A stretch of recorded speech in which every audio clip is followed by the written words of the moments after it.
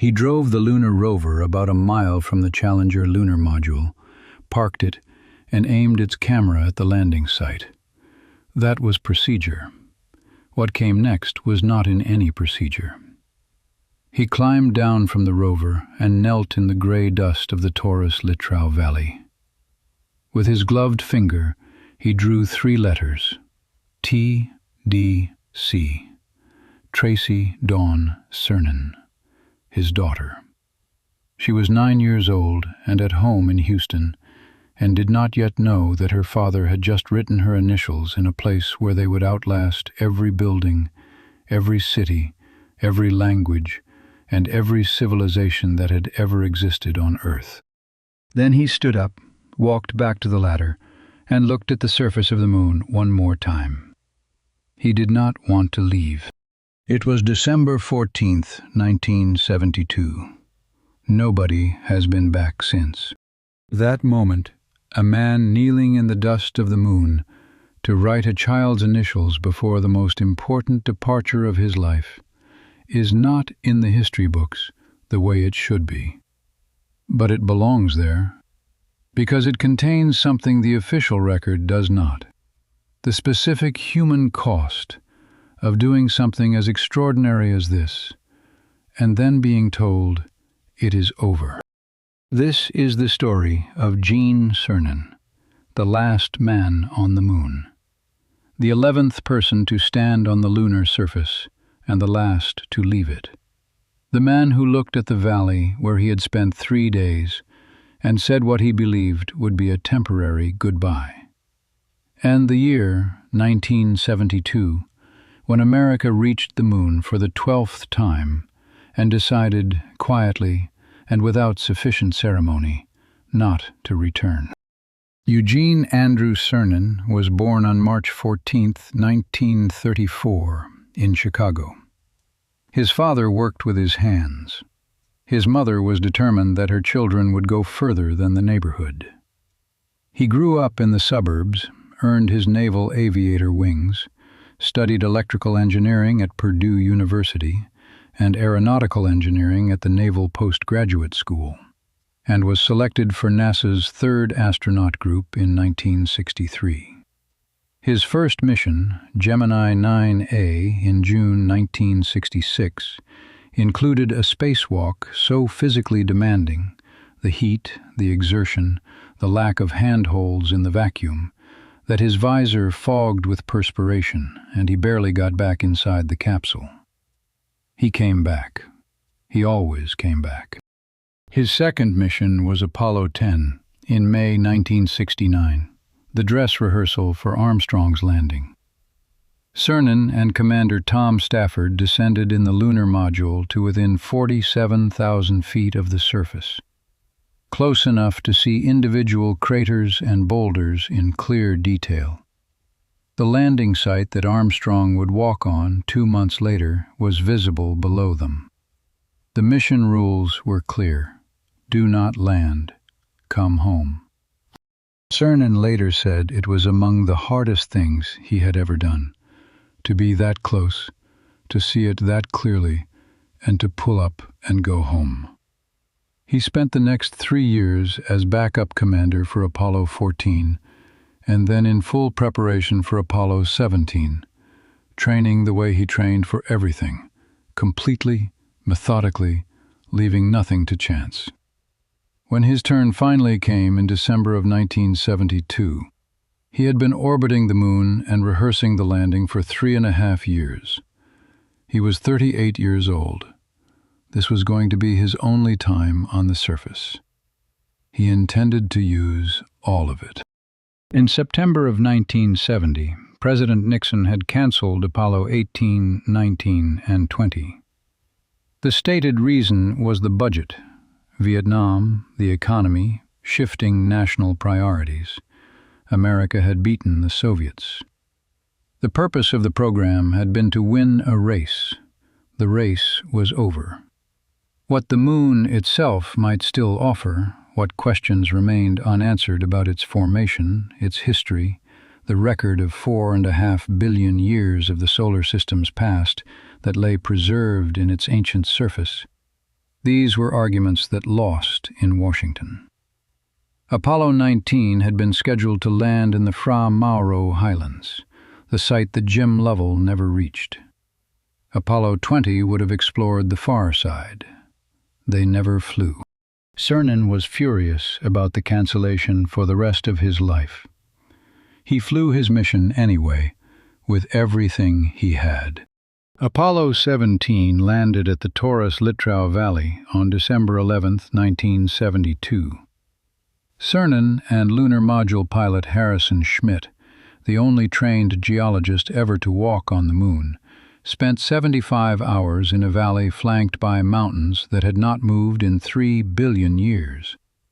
They performed 3 spacewalks, totaling 22 hours and 6 minutes. They drove the lunar rover across 35 kilometers of terrain. Schmitt, scrambling across a boulder field on the second day, called out that he had found orange soil, evidence of ancient volcanic activity that nobody had expected. Cernan drove the rover at 11 miles an hour, earning what he described as the unofficial lunar land speed record. The Taurus-Littrow Valley was quieter than anything either man had ever experienced on Earth. On Earth, silence has a texture, the low vibration of atmosphere, the distant hum of something living. In the valley, there was nothing outside the sounds of the suit and the radio and their own breathing. The ancient mountains stood around them in the absolute vacuum. 3 billion years old, unchanged and unchanging, utterly indifferent to the 2 men in white suits moving across their base. They collected 249 pounds of samples, more than any previous mission. Every sample, both men knew, was the last of its kind that would be picked up for a very long time. Every crater they named, every photograph they took, every measurement they made was going in the record as the final entry. There would be no corrections, no follow-up missions, no one coming next year to check.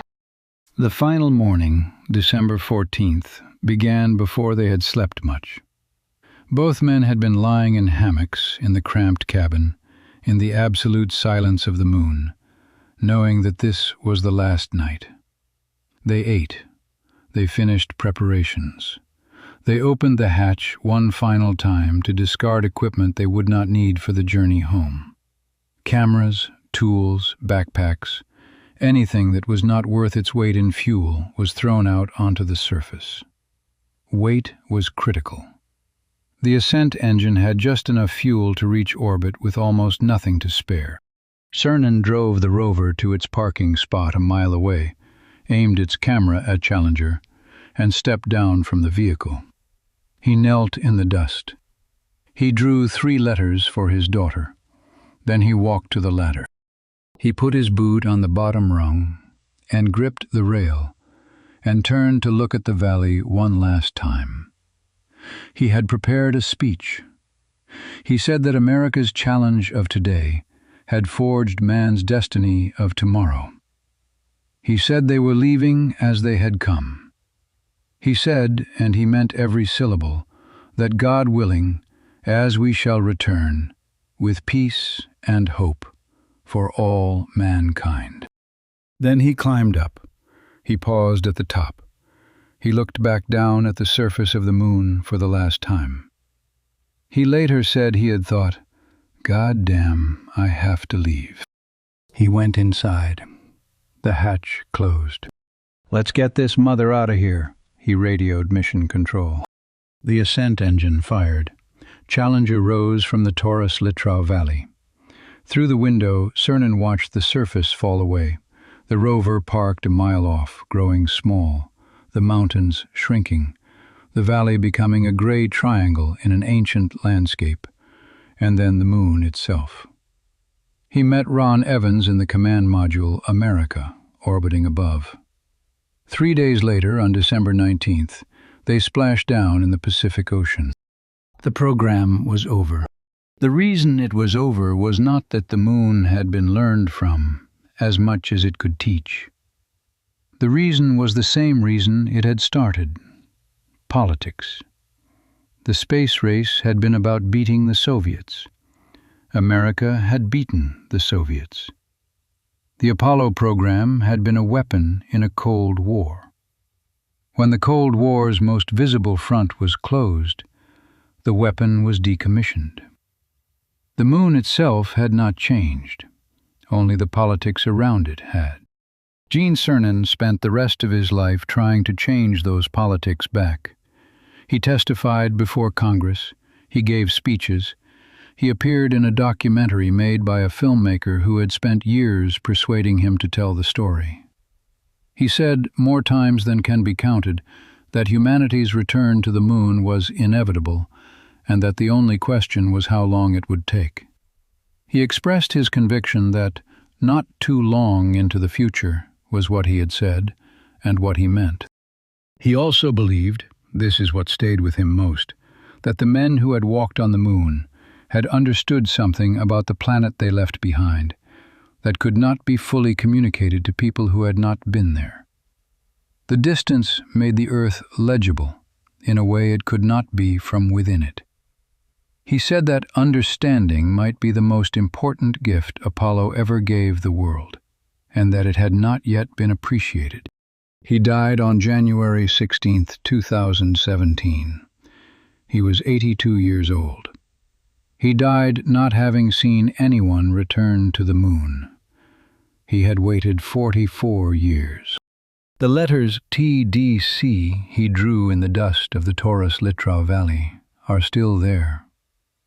The moon has no atmosphere, no wind, no rain, no erosion beyond the occasional micrometeorite that adds dust rather than removing it. The boot prints from Apollo 17 are as sharp today as they were on December 14, 1972. The initials he drew for Tracy, who is now in her 60s, will be readable in 50,000 years. In all probability, in 1,000,000 years. In all probability, longer than that. Unless something disturbs them. And nothing will. A father wrote his daughter's name in the last place a human being has stood. That was 53 years ago. No one has gone back.